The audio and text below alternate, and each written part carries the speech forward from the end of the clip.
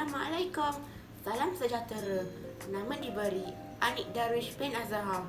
Saya merupakan pelajar tingkatan 1 di SMK Simpang Beluru, Enggor, Perak. Di dalam video ini, saya akan mengupaskan sebuah buku yang telah saya baca. Muhammad bin Abdullah merupakan judul buku ini. Hasil karya seseorang penulis tempatan bernama Abu Bakar Omar. Buku ini merupakan cetakan pertama iaitu pada tahun ini 2020.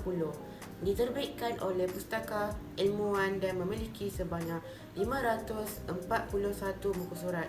Buku ini juga merupakan bukan fiksyen dan mengandungi 20 bab yang menceritakan perjalanan hidup seorang Rasul. Harga buku ini berjumlah RM30 Malaysia.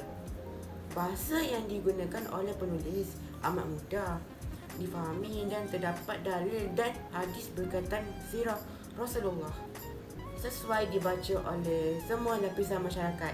Secara umumnya, buku ini menerangkan sirah kenabian Rasulullah, cabaran menyampaikan Islam, hijrah baginda ke Madinah, peperangan utama Rasulullah dan jasa baginda terhadap manusia dan kemanusiaan. Pada permulaannya, buku ini menerangkan kejadian sebelum Nabi dilantik menjadi seorang Rasul, iaitu sejarah kelahiran Nabi Muhammad bersama pengenalan ibu dan bapa baginda beserta kisah-kisah semasa Nabi dibesarkan dari kecil yang diasuh oleh datuk dan bapa saudaranya sehingga baginda meminang Khadijah binti Khuwailid. Di samping itu, terdapat juga penceritaan peristiwa di mana Kaabah dibangunkan dan sumpah Haiful Fudul dilafazkan.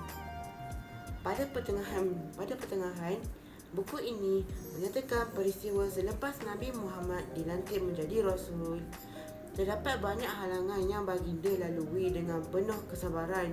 Contohnya, baginda mendapat tentangan daripada kaum musyrikin dan Arab Jahiliyah. Semasa baginda menyampaikan dakwah, Nabi juga berhijrah ke Madinah dan menyatukan dua kaum iaitu Aus dan Khazraj. Pelbagai perang telah berlaku ketika zaman itu seperti perang Badar dan Uhud.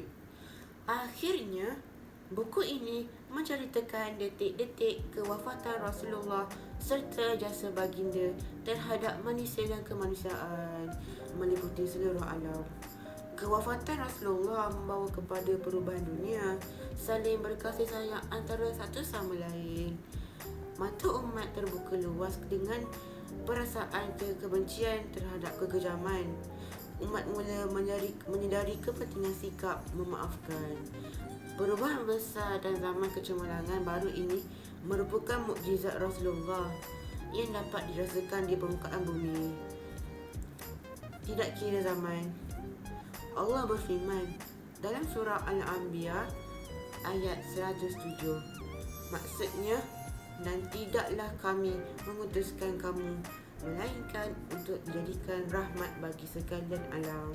Saya berpendapat bahawa buku ini sangat perlu dibaca kerana buku ini menggambarkan kepayahan Nabi dalam memperjuangkan agama Islam agar kita lebih mensyukuri nikmat iman dan Islam. Pelbagai rintangan dan cabaran yang dilalui baginda semasa menyebarkan Islam. Alhamdulillah, umat Islam semakin ramai hari ini. Plot penceritaan yang disusun oleh penulis sangat jelas dan teliti. Mengikut garis masa, saya yakin buku ini mampu memberi kesan yang mendalam terhadap para pembaca. Berdasarkan penilaian sendiri,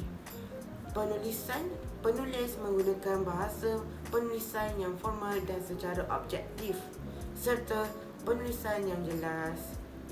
Sebagai pengajaran, kita tidak boleh mensia-siakan nikmat Islam setelah jerih payah baginda dalam menyebarkan Islam. Nilai yang mampu diperoleh adalah menghargai.